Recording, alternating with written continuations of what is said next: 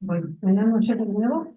Soy Angélica de este grupo, miembro de este grupo. Voy a dar la semblanza de Elvia Arvizo Carrasco, que es nuestra compañera que nos va a dar la plática el día de hoy. Elvia Arvizo Carrasco pertenece al grupo de estudios históricos de Chihuahua desde el 2001. Actualmente es miembro del grupo de historia del Parque Revolución. Esto hace ya 10 años. Es una investigadora apasionada. Cuenta con una valiosa y extensa información de las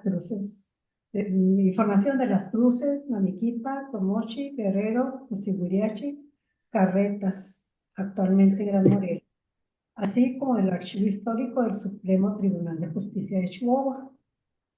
En varias ocasiones nos ha impartido pláticas muy interesantes, producto de las investigaciones realizadas.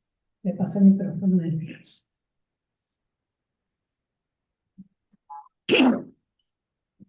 Bueno, buenas noches, gracias maestra por su presentación. Y pues vamos a dar inicio con préstamos forzosos de 1846. Van a salir otros añitos más, pero vamos para el nombre, pues nada más tomamos 2 fechas. Y de los siguientes pueblos del noroeste de Guerrero, de Bachíniva, Namiquipa, Matachí y otros también que van a ir saliendo. La ubicación de los pueblos que voy a citar a continuación, y voy a dar primero una semblanza del pueblo principal, que es de Ciudad Guerrero, Chihuahua, México. En 1826, el Congreso le otorga la categoría de villa y el nombre de la Concepción por decreto. El 11 de abril de 1859, el Congreso decretó el cambio oficial a la antigua villa de la Concepción por el nombre de Ciudad Guerrero, en honor al general Vicente Guerrero. Ese mismo año, el estado de Chihuahua fue dividido políticamente en cantones y distritos. Para esos años, solo Chihuahua tenía la categoría de ciudad.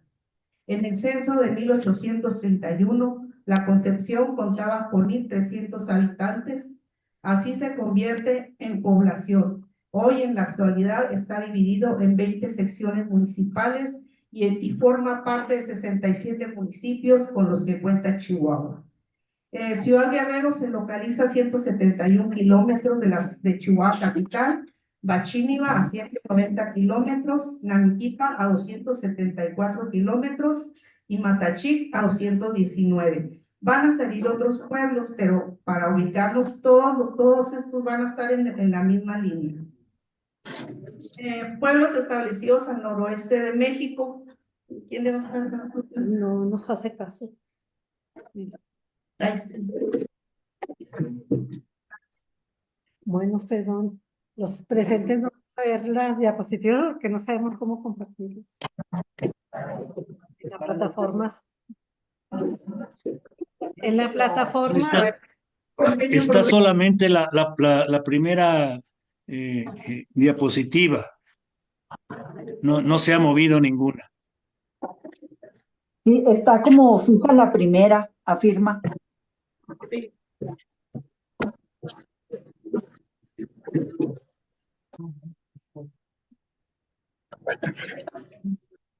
Coco, se hacen coco.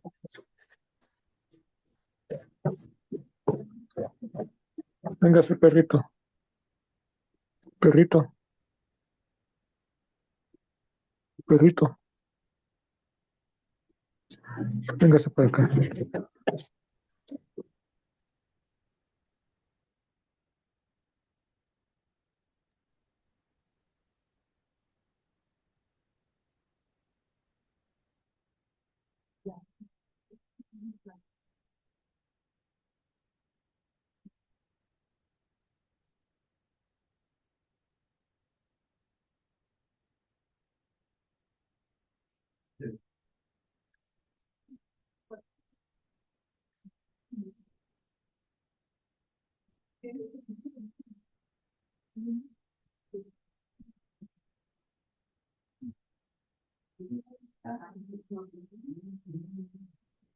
No se observa ahí, no se alcanza a ver.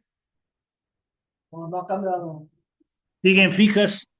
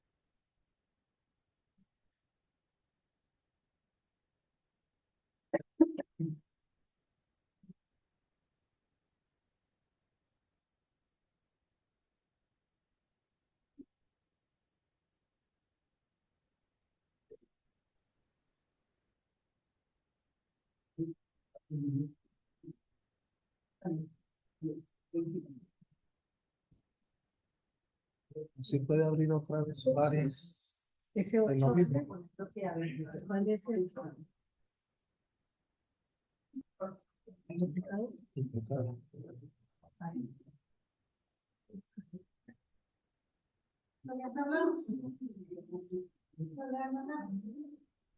¿Oye? Es que ya se acaba de ir. Ando, si no es esa, es la otra. Ya con eso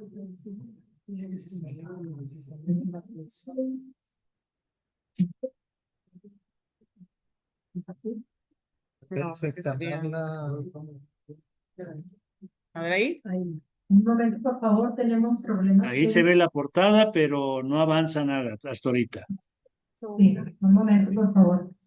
Ya avanzó. Pero aquí, Pero allá en plataforma no.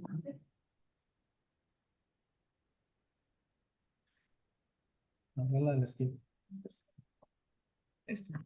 Sí.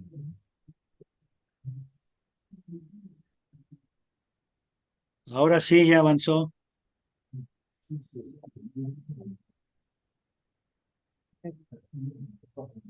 Bueno, entonces seguimos con eso. Sí. Ahora sí, bueno, un momento, ya continuamos. Pueblos establecidos al noroeste de Chihuahua. Aquí puse un pequeño mapita también al otro. Ok. Los pueblos establecidos al noroeste de Chihuahua, aquí puse un pequeño mapita para ubicarnos más o menos. ¿Por qué le dicen del noroeste? Pues están en toda la línea de la frontera con Estados Unidos. Hablaremos de la Guardia Nacional y para dar continuidad al segundo tema será préstamos forzosos. La Guardia es la Fuerza Armada de los Estados Libres y Soberanos.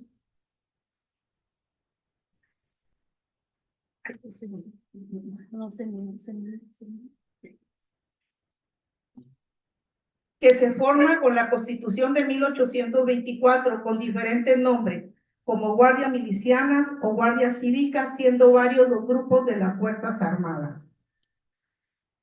La Guardia Nacional fue creada en 1846 y 47 por el general José Mariano Salas, quien fue presidente y comandante del Ejército Libertador Republicano de México, porque pensó que era necesario defender al país del. La Guardia está formada por ciudadanos que son soldados, que no son soldados profesionales, pero permanentes, sino voluntarios que se arman presentándose al cuartel donde se les instruye con tácticas militares, reuniéndose solo en caso de necesidad, obedeciendo solo las órdenes del gobierno estatal. A diferencia del ejército que sí está conformado por una oficialidad de soldados acuartelados, teniendo lealtad directa al Estado. Pues esa es la Guardia, ¿verdad?, que se fue creada en 1846 y 47, si nos ubicamos, para ubicarnos en el tiempo. Aquí tenemos el mando de la fuerza de la Guardia Nacional, corresponde al gobernador de cada estado. Entre 1846 y 47 cambia su nombre a Guardia Nacional y solo en caso de emergencia el presidente de la República, con autorización del Senado, puede hacer uso de las mismas. Aquí tenemos al gobernador Ángel Trías Álvarez, que fue un luchador de las guardias nacionales. Y para dar continuidad, con la Constitución de 1824 queda establecido que México va a tener un ejército a las órdenes del gobierno federal de la Ciudad de México con el objetivo de la defensa del territorio y soberanía del país. Y con ellos nace Estados Unidos Mexicanos. El 26 de enero de 1847, la jefatura del cantón, esto es en Guerrero, establece el jueves y domingos tendrán asamblea los oficiales de tropa de la Guardia Nacional. Y para organizar el servicio de guardia, arrendan la casa de don Paulino González, que servirá de cuartel, pagando 5 pesos de renta cada mes, agregándose los pequeños gastos de luces, utensilios y limpieza del mismo. Todo lo que acontece deberá ser pagado con los fondos de la Guardia Nacional, incluyendo el cuartel, que se compone de un capitán, un cabo, 3 soldados, un carcelero y un corneta. Aquí nada más para aclarar algo, don Paulino González era el abuelo de don Abraham González. En 1846 y 47, la Guardia elige democráticamente a sus jefes oficiales, como cabos y sargentos. Así se crea la Guardia, una especie de ejército local que no es disciplinado, formado solo por voluntarios de las localidades. En cuanto a las armas, se les envía de Chihuahua el gobernador, de vez en cuando. La pólvora se les vende a 1 peso la libra y se devuelve el envase, evitando los muy golpeados. Las barricas eran de metal, disculpen que esté volteado así, pero no puedo. Eran de metal, de la cual se tomará la necesaria para el arreglo y conservar los restantes en un depósito.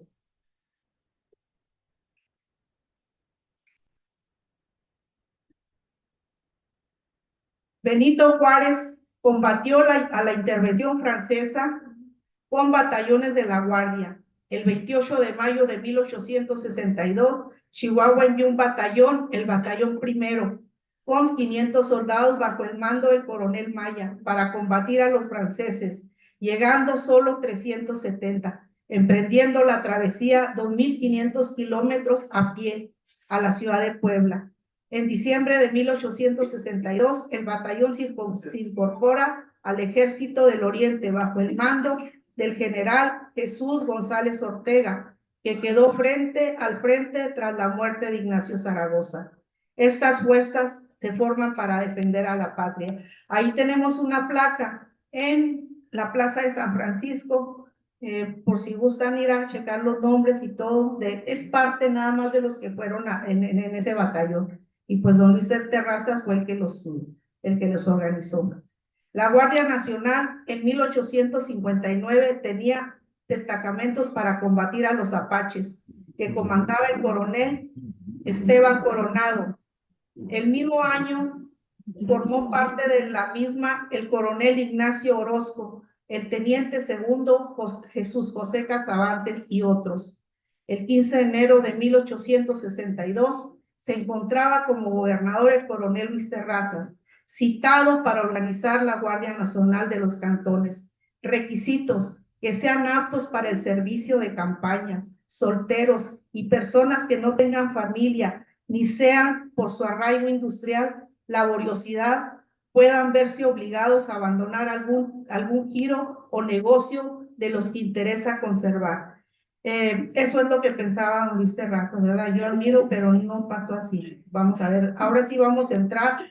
Esto es nada más para la introducción, para saber cómo se formó la Guardia Nacional. Ahora sí vamos vamos a entrar directo a lo que ya fueron los préstamos forzosos, un sistema que fue, ahí dicen, para sostener la Guardia Nacional del Estado de Chihuahua se vio obligado a recurrir a préstamos forzosos, un sistema recaudatorio de impuestos. Y para los préstamos forzosos, primeramente se calificaban a los ciudadanos que contaran con recursos numéricos. Numéricos era dinero. o también en especie, ¿no? O sea, aquí se aceptaba de todo. Otra manera recaudatorio era por medio de los exentos. Los que no atendían el llamado de ser reclutados por la guardia como soldados pagaban una cuota y enviando a otro en su lugar, pero solo los que contaban con dinero. Cuando pagaban los exentos, se atendían otros gastos como pagar el corneta y Clarín, 6 pesos mensuales le pagaban a cada uno, rentas del edificio y lo ofrecido. Así es que los exentos pues era una manera de no ir a la guerra. Otra manera recaudatoria en 1847 eran los fielatos, que constaban de una oficina a la entrada de los pueblos, el cual se pagaba el derecho y consumo de mercancías, siendo una especie de aduana. El personal cuidaba las 24 horas, constaba de oficina, corrales, un caballo. Al no poder pagar los viajeros con dinero, el impuesto se pagaba en especie. Otra manera. Dicha oficina a veces no tenía ni el papel sellado de cada año. Se comentaba que el fielato era una carga para el pueblo. Aquí yo parte de mis investigaciones, ¿verdad? Aparte de investigar los documentos y todo, cuando encuentro alguna parte que a mí me llame la atención, yo voy, ustedes saben que me voy atrás de ella, me voy a investigarla. Entonces aquí encontré la primera aduana en Ciudad Guerrero, el primer fielato, que aquí los que conozcan Guerrero, pues nada más pregunten ahí por el parque más famoso que hay ahí en Guerrero. Y sí, y luego pasa la callecita, está el río y enseguida estaba la aduana esa, el fielato. Ahí hice mucha investigación, saqué muchas cosas que después te las voy a compartir porque ahorita estamos con el tiempo. Aquí ya en Guerrero, pues ya tuve la oportunidad ahora sí ya de documentar bien que ahí se encontraba esta oficina de fielatos.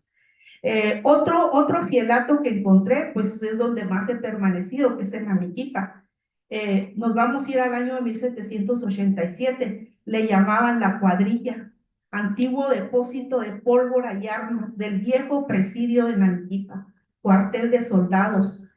Tiempo después se abandona y se retoma como garita o aduana. En 1900 escasa habitación, perteneciendo a doña Rebeca Carrasco Granillo. Descripción de la casa. Los adobes muy anchos, 2 ventanas pequeñas arriba, una puerta muy chiquita y corrales. Esto me está describiendo la misma arquitectura que tiene la hacienda de San Jerónimo. O sea, con el dato, pues tenemos las mismas fechas. O sea que sí. Entonces después, pues se urbanizó exactamente donde está ahorita Aduana Namiquipa y ustedes está el caballo que está ahí en homenaje a los revolucionarios, pues ahí estuvo el fielato, ya está urbanizado, por allí pasó la carretera, pero gracias a documentos, ¿verdad? Y a personas que todavía les tocó, en 1940 todavía estaba de pie ese fielato en Amiquipa, o sea que pues no hace mucho que lo tiraron. Pero pues ya están ahí otras, la estatua al homenaje a los revolucionarios y el recuerdo que nos queda es que ahí estuvo esa oficina. Otra manera recaudatoria eran los estancos de tabaco. Namiquipa y Bachíniva contaban con ellos, pero su alto cobro de impuestos los obligaba a cerrarlos, negándose también a sembrar. Nada redituable para los labradores. En 1848, por disposición superior y para que se evite el contrabando de tabaco, se dio la orden de que no se sembrara más macushi y se destruyeran los sembrados existentes, quedándose sin numérico los dichos labriegos, desatándose el contrabando, sembrando en lugares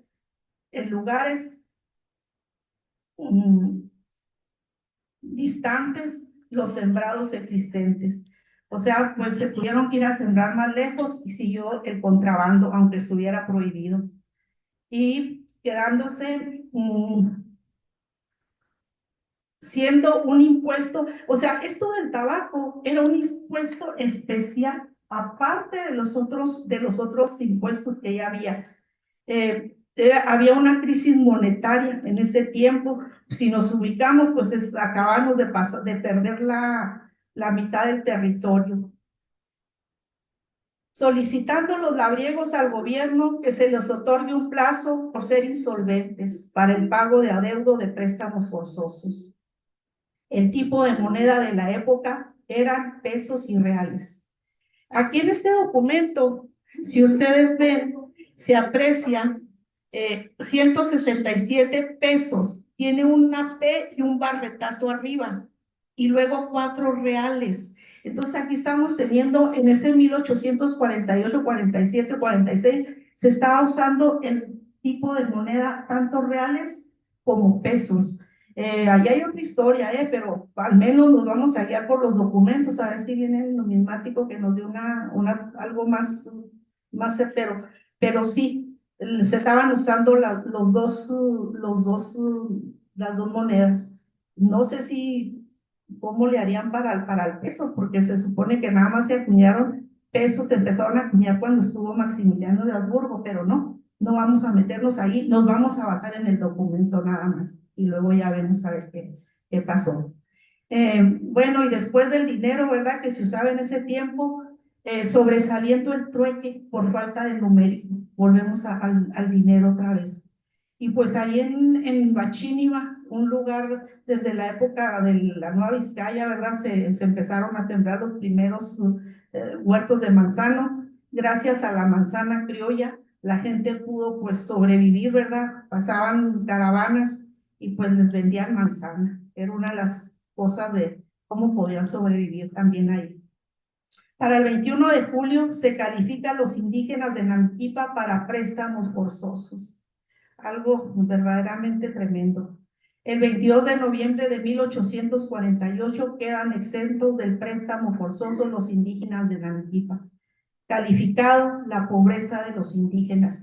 Miren, así como se calificó Nanquipa para quitar los préstamos forzosos, se calificaron todos los pueblos del noroeste, o sea, aplicó la ley, porque pues ya no era posible que los indígenas también estuvieran pagando ese préstamo forzoso. Todavía había muchos indígenas en esos pueblos, al menos es lo que yo he encontrado.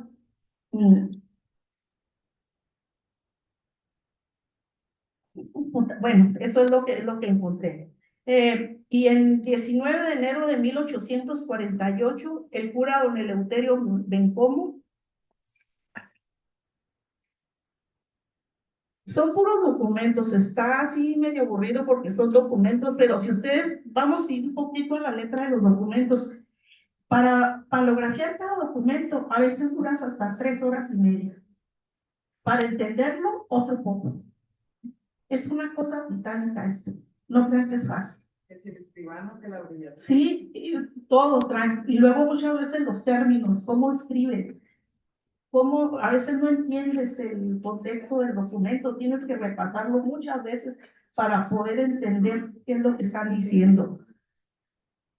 Para el 19 de enero de 1848, el cura de don Eleuterio Bencomo intercede por el señor Manuel Álvarez por no poder hacer el pago del préstamo forzoso debido a la enfermedad, adeuda 5 pesos. Solo le conceden una próloga. Los vecinos de Macaxí piden la aprobación para hacer el pago de préstamos forzosos en especie. Se pagaría a 3 pesos la fanega de maíz, a 4 pesos la de frijol, y se aclara que no hubo cosecha el año pasado, y solicitan el regateo de documentos para la subsistencia doméstica. Aquí la fanega, cada fanega equivale a 55 litros. Aquí hay algo muy tremendo. El gobierno tiene que recoger lo que la gente tiene que comer. Yo creo que ya un pueblo con hambre, pues quién sabe cómo nos vaya.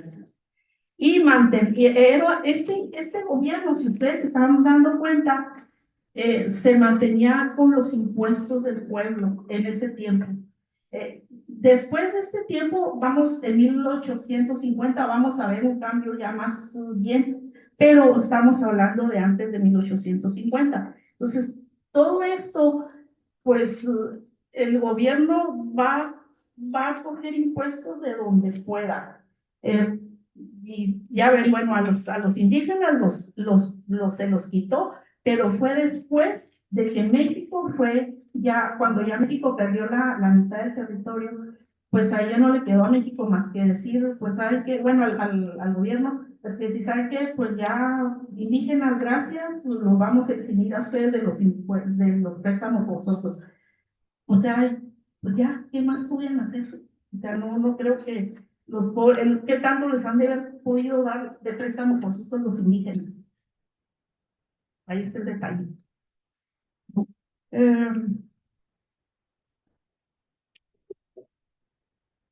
Bueno, aquí hay otro caso también muy triste. El 19 de enero de 1848, el cura don Eleuterio certificaba en una carta la buena fe de la señora Nemesia Durán, que no podía cubrir el préstamo forzoso de 50 pesos por ser viuda y no tener recursos.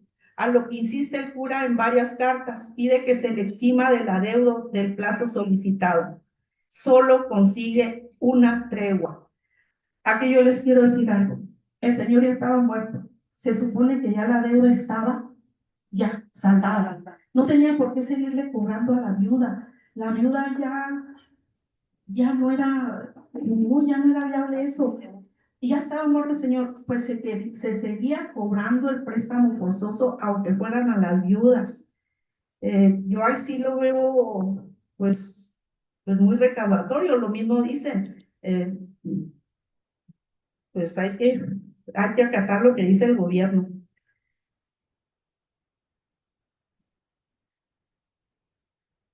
O sea, se le heredaba, como dicen, heredaban la deuda al que sigue. O sea, no, el gobierno no perdía, porque heredaba la deuda al pariente más cercano.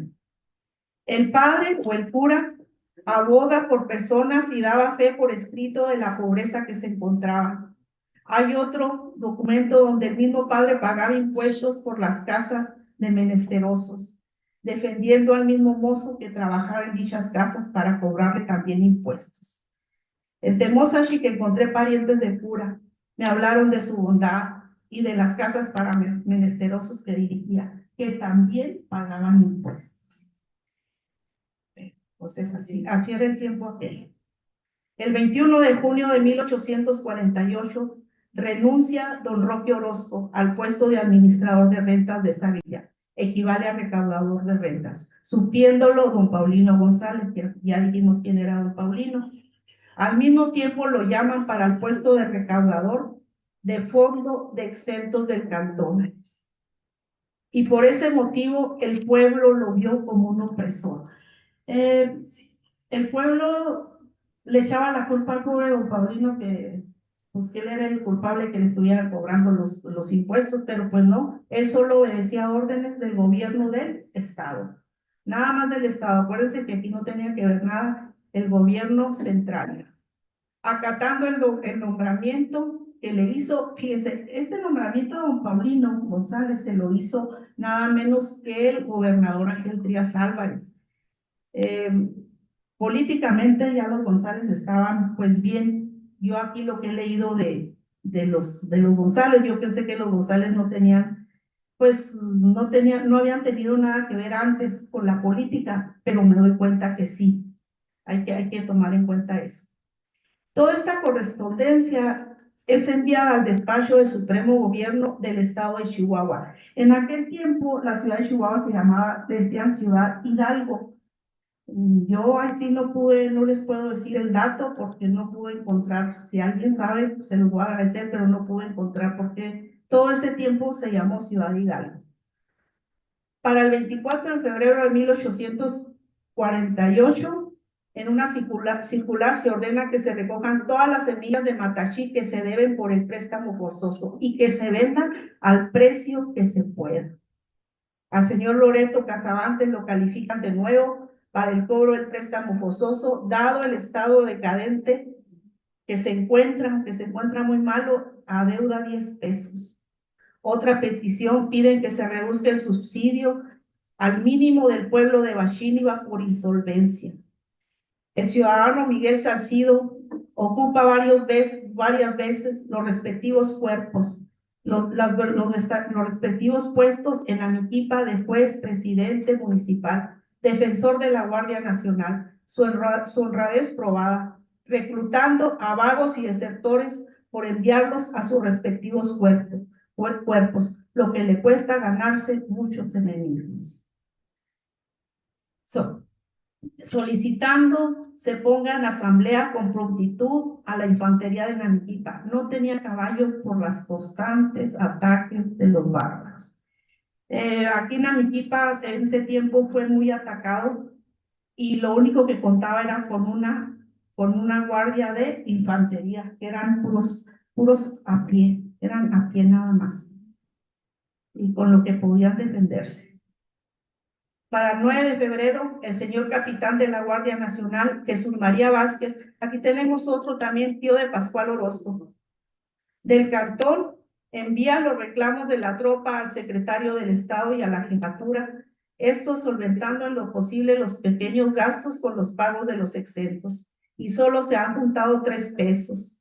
Y los que adeudan esta calificación, unos andan ausentes y otros me presentan sus necesidades, no hallo cómo cumplir con mi deber. Esto lo decía el tío de Pascual Orozco.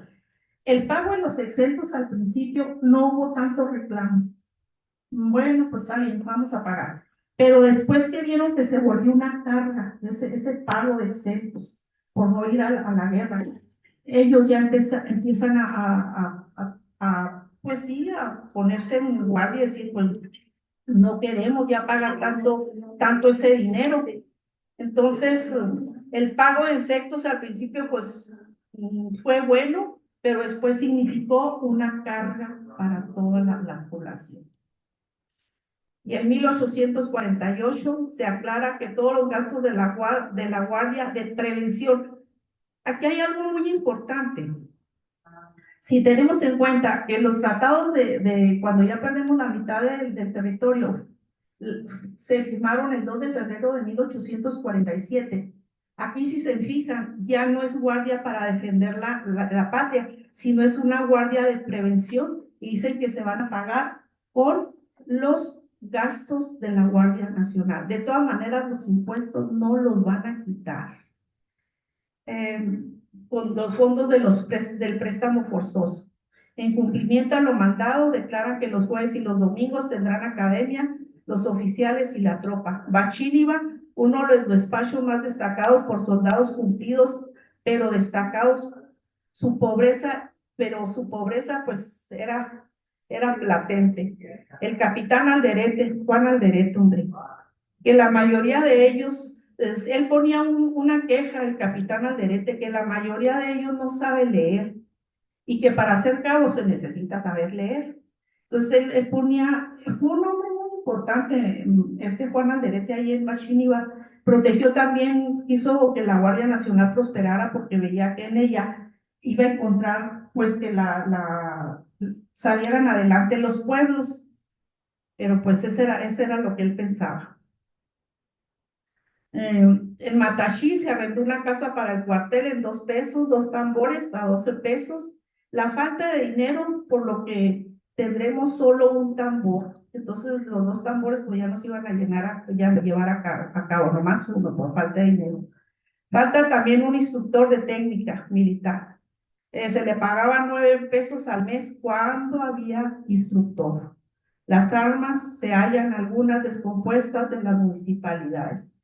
Capitán Juan Alderete fue presidente municipal, juez de Bachíniva, se tomaba en cuenta en su opinión y por su interés en formar las guardias nacionales y conocimiento de la milicia. Bueno, pues ahí se las dejamos con don Juan Alderete. El 6 de junio de 1849, el juez de paz de Tuxtlaca envió un comunicado de que la fiebre atacó a los habitantes y se presentan muchas dificultades para formar la Guardia Nacional. Misma fecha, los habitantes de Santo Tomás solicitaban, para evitar las posibles desgracias a las rapacidades del enemigo, enviaran una partida de hombres habilitados de boca y guerra. El enemigo estaba cerca, o sea, los apaches. Bachíniva reportaba que la guardia no estaba registrada ante el gobierno, solo se armaría en caso de ataque. Al mismo tiempo, el Estado pedía un reporte de las armas de Bachíniva y Namiquipa, que la mayoría estaban en mal estado. Y ya me lo terminamos. Santo Tomás no escribe la fecha de... Este dato se lo voy a dar, pero no porque esté aquí, sino porque a mí me gustó. Me gustan los archivos. 14 de noviembre de 1849, Santo Tomás no escribe la fecha de su colonización indígena por haberse quemado el archivo. Me dolió. Santo Tomás se niega a cooperar eficazmente con la guardia, alegando que al cumplir con dicha exigencia dejan al pueblo desprotegido a merced del bárbaro. Aquí hay algo muy importante. Los pueblos del noroeste, miren, si había 15 personas que, donde la Guardia Nacional, queramos o no, eran los mismos de los campañadores, eran los mismos. No podemos decir, aquí están los campañadores y acá estaban los de la Guardia Nacional, no, nada más se cambiaban, y eran tanto campañadores como de la Guardia Nacional, nada más cambiaron el nombre, o sea, no era que eran otras personas. El internet de la época del periódico que aquel tiempo era el Faro, se publicaban ataques de apaches, cambios de gobierno, leyes, decretos, robos, haciendo llegar por medio de conductas de arrieros. O sea, no era el periódico oficial el Faro, pero ahí salía todo tipo de información. O sea, era un periódico que ahí los decretos y todo, pues ahí se lo aprendía la gente. O sea, los leían. El 30 de octubre de 1849 era un pueblo donde con frecuencia era atacado y se pide al Estado envíen a alguien para su educación militar por hallarse en posición donde se ha demostrado superioridad de armas del enemigo. Y ya saben a quién somos.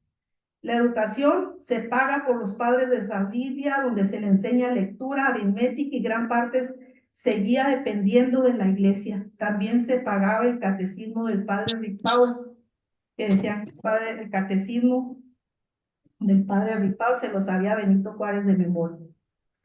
Llamada doctrina cristiana, siendo mixta. Fíjense, aquí me encuentro por fin una escuela, no le hace que sea doctrina cristiana, pero era mixta. Podían asistir mujeres. Es la primera vez después de como no sé cuántos documentos que encuentro una escuela mixta. Y pues eso sí, eso fue en Tutuaca, pero era escuela cristiana. Ahí nada más enseñaban aritmética lectura y escritura. La aritmética, no sé cómo le harían, al menos el documento no lo dice. En otros pueblos no se había, en otros pueblos la educación pues no se llevaba a cabo por falta de dinero, por extrema pobreza. Y ya este es el último documento que tenemos. El 29 de septiembre de 1849 se forma un inventario de la Guardia en Santo Tomás. El principal obstáculo era el armamento, era la falta de armamento por los vecinos, convirtiéndose los labriegos en hábiles arqueros y lanceros, al mismo tiempo que los apaches en...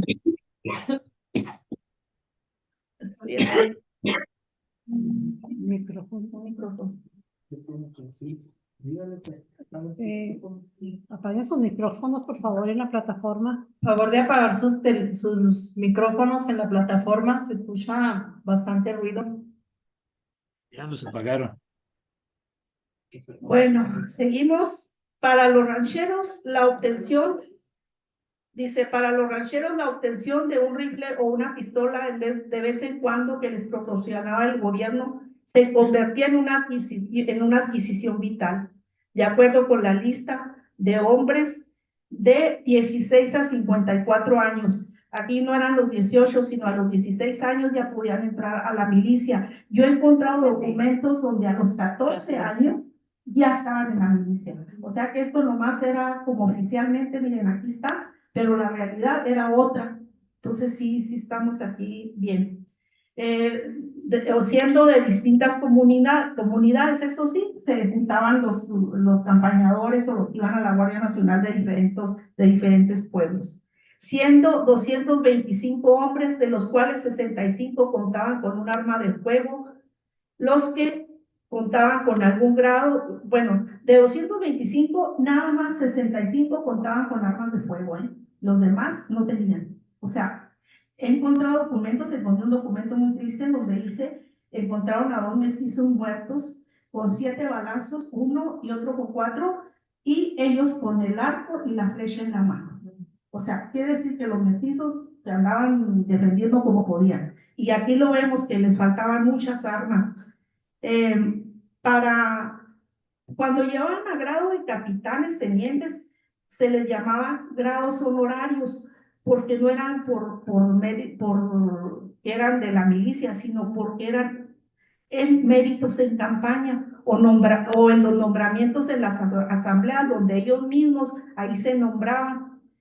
Y por último les diré que la Guardia Nacional contribuyó para organizar las tropas y oponerlas al invasor extranjero. La acción de guerra fue librada en el Sacramento el 28 de febrero de 1847, donde nuestras tropas fueron derrotadas por los invasores de la patria. Ahí perdimos, pues, ya no, todavía en México, todavía sigue la guerra en México, pero aquí recuerden que los que fueron a la guerra de Sacramento, a la batalla, pues muchos no habían disparado muchas veces ni un tiro. Entonces yo creo que, pues, ahí se las dejo. Aquí yo veo nomás, pues, un gobierno. Aquí don Ángel Trías tuvo muchos problemas como gobernador, por inquisidor de los impuestos, porque su gobierno, pues, muchas veces estuvo nada más sometido a los impuestos de aquí, de Chihuahua. El centro, el gobierno federal, ¿verdad? Como dicen, pues no había respuesta. Yo creo que aquí, yo nomás quiero darles el último dato, todavía me queda un minuto. Rifles, aquí lo que usaban eran los rifles, las piedras de chispe, los fusiles, las barritas de pólvora, los fulminantes, y la media campaña constaba de 15 soldados, capitanes, cabos, sargentos. Yo creo que con esto pues es suficiente, y pues aquí, a ver si hay preguntas. Listo.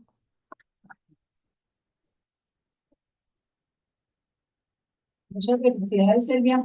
Como siempre, tan interesantes tus temas.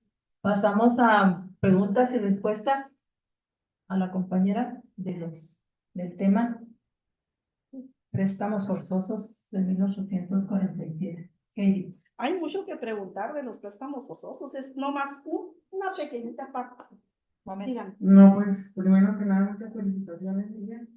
Creo que todo lo que usted nos presenta en cada una de sus pláticas es el resultado de todo el esfuerzo que realiza siempre en cada uno de sus viajes de investigación y de reconocimiento total y absoluto para usted. La admiro mucho. Ay, pues gracias. Y pues con respecto a lo de las fechas, pues sí, coincidentemente era el tiempo en que estábamos siendo invadidos por el ejército norteamericano, cuando comenzó usted lo de la batalla de Sacramento. Y pues en cuanto a uno de los líderes por parte del ejército norteamericano. Pues yo creo que también parte de las personas que estaban en Bachíniva y en Guerrero realmente fueron. Salúdame.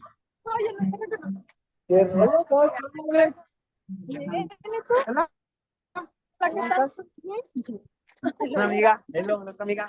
Que ahora andas comiendo, nosotros también venimos a comer.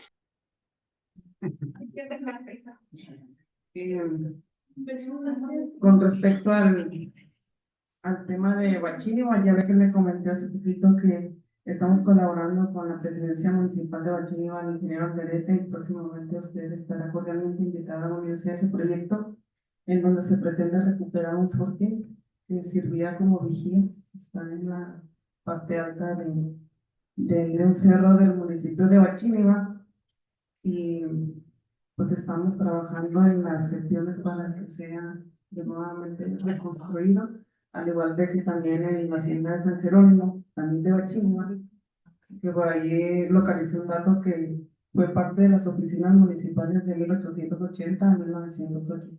Falta saber que realmente así haya sido.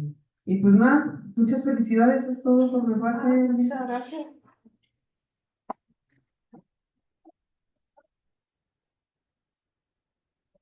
¿Alguna otra pregunta? Fácil que no. Arturo Viramontes. Buenas noches. No solamente los norteamericanos, la invasión de norteamericanas, sino la pachería, era uno de los que estaba haciendo más daño a los pueblos del noroeste. Y una pregunta, en el Valle de Allende hay un edificio muy antiguo casi donde entra uno y dice aduana, no pertenecía a esas aduanas. Sí, Sí. era parte de los fielatos que habían, nomás que yo estoy hablando nomás del noroeste. Sí. Con el micrófono Permítame, para que permítame. escuchen. Sí, mire, todos los fielatos se extendieron en todo el estado. Lo que pasa es que yo nomás hice la investigación, lo que es en la parte noroeste, que es Guerrero, Naliquipa, Chihuahua, Temosachi. Falta investigar todavía todos esos pueblos. ¿Qué pasó con las sabanas, con los fielatos? ¿Qué tuvieron? O sea, ahí lo que yo encontré más también que era, por ejemplo, los fielatos eran Guerrero, Naliquipa, Bachíniva, y Santo Tomás. Pues es lo que recuerdo ahorita. Pero había más aduanas, o sea que estaban los tapizados de impuestos. Ricardo Pérez tiene la palabra. Muchas gracias. Muchas felicidades, Silvia. Me gustó mucho tu tema, es muy interesante, deja muchas dudas. Mi primera duda es si hay algún reporte que hayas encontrado sobre la evasión del pago en los fielatos. Seguramente había quien se escapaba de ello, eso era una. Y de una vez mi segunda pregunta es, en el caso de los préstamos forzosos, cuando solo existía la viuda, ¿a quién se le daba? A la viuda. ¿A Ahí la está viuda? ahí O sea, era parejo para hombres y mujeres en ese caso. Y si no había al hijo mayor o a quién de los descendientes. No he encontrado si al hijo mayor y todo. Los únicos documentos que encontré eran a viudas, los que fueron como unos 4 que le dan el préstamo a la viuda que tenía que pagar. Y lo único que el padre conseguía, iban con el padre, con el órgano del ministerio, lo único que conseguían era una próloga, pero no les perdonaban el préstamo. Pero sí se le daba a la mujer también. Sí, ahí Eso es sí. importante. Ahí Ahí eran sí. muy democráticos. Sí, pues sí. Disculpe, ¿cuál era la otra? La evasión de impuestos. Mire, sí. Ajá. Si usted, ya no dije, pero los fielatos trabajaban las 24 horas del día. Tenían un caballo para cercar el pueblo, dar vueltas y vueltas para ver si no si iba a meter a alguna persona evadiendo los impuestos y entrara con mercancías al pueblo. Ese es lo que yo encontré, pero de que hubo evasión, sí hubo. O sea, al menos es lo que yo encuentro. Ok, muchas gracias, felicidades. Maestro Alberto Trillo, tiene la palabra. ¿Qué tal? Hola, ¿qué tal? ¿Ya me escuchan? Bueno, sí. Elvia, ¿qué onda? Pues más que preguntas, nomás felicitarte por la exposición.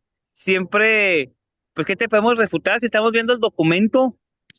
Entonces, pues es imposible refutar algo que sacas de documentos originales y pues eres una excelente investigadora. Nomás era felicitarte, Elvia, y muy padre la conferencia. Más 2 comentarios, a lo mejor ahí, no sé si sabían que Luis Terrazas era sordo. Por la batalla de Sacramento quedó sordo de un oído, no sé si el derecho o izquierdo.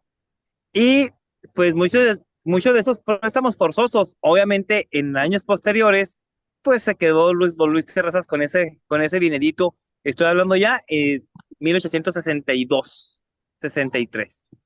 Eso es todo. Sí, ok, sí está bien. Trillo, Manuel Salcedo. Oye, Trillo, ¿tienes la fuente de la sordera de Terrazas? Sí, está, si la memoria no me falla, está en el libro de Terrazas y su siglo, de Zacarías Márquez. Ok. Sí, lo que pasa es que, mira, pregunto porque Luis Terrazas se anota igual que los estudiantes Ujú.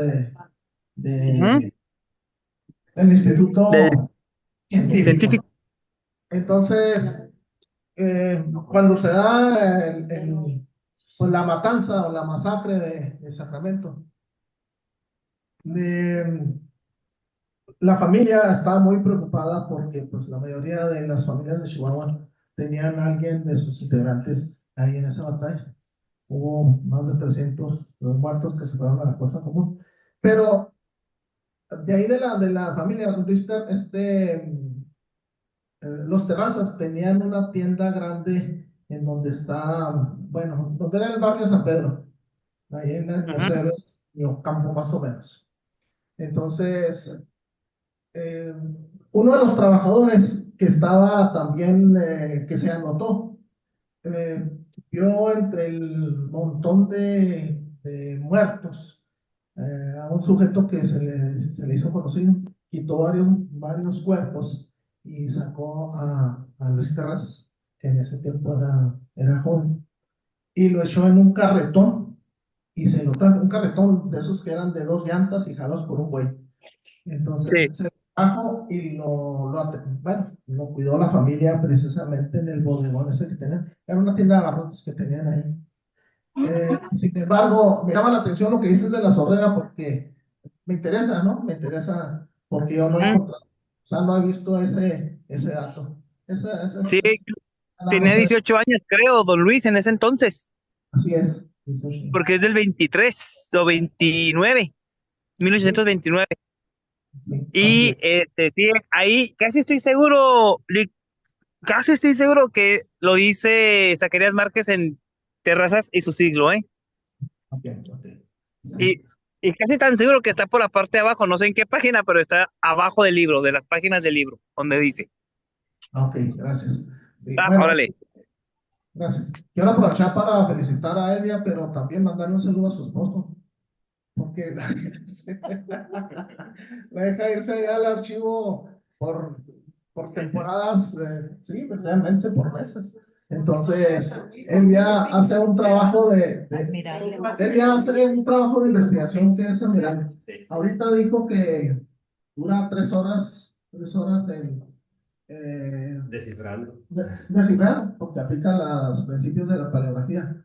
Y la verdad es que es muy poquito tiempo, 3 horas y media. O sea, es muy poquito tiempo, porque hemos hecho una investigación y es muy difícil, es muy complicado.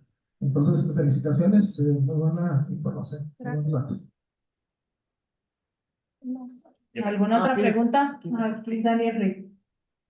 Silvia, felicitarla, como siempre, por sus investigaciones muy, muy interesantes. Complementando lo que comentabas ahorita sobre los dineros de aquella época, yo soy numismático. Entonces les voy a decir un poquito así rápidamente. Después de la conquista, lo que fue el virrey Antonio Mendoza y Pacheco tenía la encomienda de poner una casa de moneda. La primera casa de moneda aquí en México se fundó en 1535, ¿sí? Esa es la primera casa de moneda ahí en la Ciudad de México. La moneda que existía en aquellos tiempos eran los reales o real de 8 que comentaba el Inge Aldretes, eran reales. Las fracciones se manejaban en cuartos de real, medios reales y un real.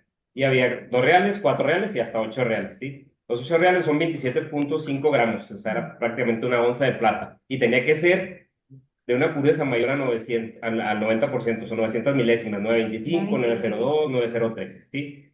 Entonces, en 1847, lo que estás comentando, no había un peso como tal. El peso se empezó a manejar con el gobierno de Benito Juárez en 1861.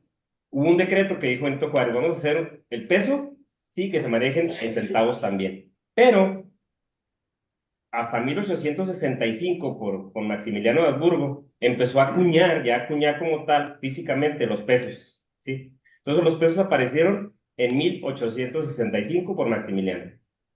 Pero Benito Juárez ya hizo el decreto de que iba a haber pesos con centavos. Entonces, otra información así interesante es que circulaban tanto pesos como reales. Desde 1865 el real dejó de aparecer más o menos como en 1890 y algo.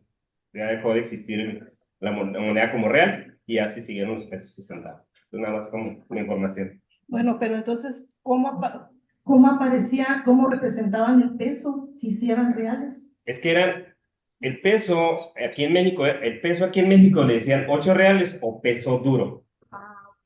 Pero en realidad eran reales. O sea, se manejaban reales. Le decían 8 reales o peso duro. Así se manejaban, pero como peso mexicano, 1970. Sí, sí, sí. Ahora, el peso, pues es otra historia, ¿verdad? ¿Por qué le llamaban peso? Ya es otra historia. Sí. Sí, ok. Muchas gracias. Tiene la palabra el ingeniero Muñetón. Sí, gracias, muy amable. ¿Sí me escuchan? Sí, perfectamente. Gracias, qué amable. Es que estoy probando un equipo nuevo y no puedo echar a volar el video. Pues felicitaciones, felicitar ampliamente a la compañera por su excelente exposición y por ser poseedora, creo, de un excelente archivo histórico que permite hacer diferentes tópicos, tratar diferentes tópicos de la historia de nuestro estado de Chihuahua. Sobre todo me está dejando muy claro una idea que anda bulliendo por allí con respecto a la acción de los apaches poquito antes y después del Tratado de Guadalupe Hidalgo. Sí, creo que ahí usted tiene elementos que pueden ser de utilidad para, bueno, voy a adelantar, creo que Estados Unidos utilizó bastante este grupo indígena para desestabilizar a México, ¿sí? Creo que por ahí nos vamos a ver, Elvia, para platicar algo sobre sus archivos. Felicidades y pues enhorabuena. Sí, muchas gracias, maestro. Claro que sí. Ahí le voy a recomendar un libro y esto es para todos. Si quieren ver la realidad de los apaches, ¿verdad? Lo que pasó con los apaches, hay un libro muy bueno, Tierras Libres, Víctor Orozco. Ahí vamos a ver, híjole, una situación que a mí me asustó, pero yo se lo recomiendo que lo lean para que veamos qué es lo que pasó con los apaches, así como lo maneja Víctor Orozco, desde el punto de vista de estos documentos también que yo tengo, que no los tengo todos los que tiene don Víctor, el maestro Víctor Orozco, pero es algo muy, muy bueno eso. Ahí nos ayudaría, nos daría mucha luz. ¿Alguna otra pregunta? Aquí los presentes o en la plataforma? A ver.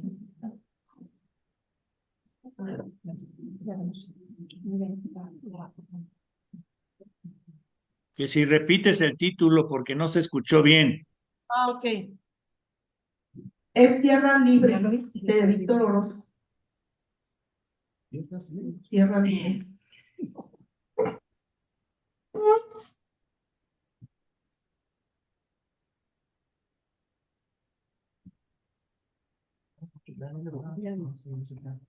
Vamos a dejar de grabar.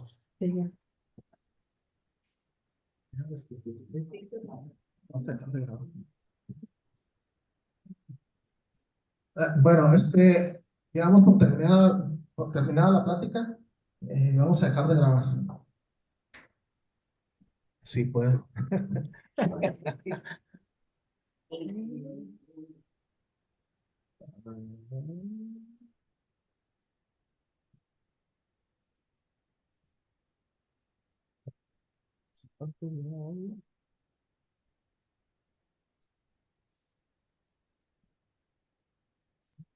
Ríete, Ricardo, porque apareces ahí muy enojado. No, estoy muy contento, muy a gusto y muy agradecido por la información, pero sigues grabando. Ahí va. Detener grabación.